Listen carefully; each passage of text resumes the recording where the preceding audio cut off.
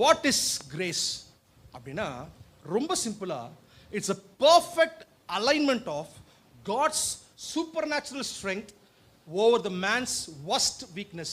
தமிழ் உங்களுக்கு சொல்றேன், மனிதனுடைய மிக மோசமான இயலாமையின் மீது தேவனுடைய மிக சிறந்த பலம் உண்டாகுவதுதான் கிருபை. விசுவாசி கரகத்தை மகிமைப்படுத்தலாமா? எத்தனை பேருக்கு இது புரிஞ்சுதுன்னு தெரியல. மனிதனுடைய வஸ்டான ஒரு பலவீனங்கள் மீது, worst weakness of a man, அதன் மீது ஆண்டருடைய கிரேட்டஸ்ட் ஸ்ட்ரெங்க் நிழலிடுவதுதான் கிருபை. எத்தனை பேருக்கு புரிஞ்சுது?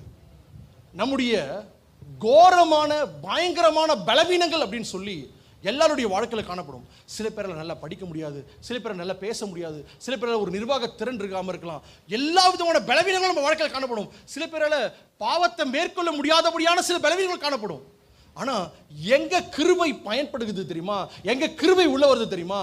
நம்முடைய மோசமான பலவீனங்கள்ல தேவனுடைய பெரிய ஒரு பலன் நம்ம மீது நிழலிடுவதுதான் தேவனுடைய கிருபை. எத்தனை பேர் விசுவாசிக்கிறீங்க? கரங்களை திருத்த மகிமைப்படுத்தலாமா?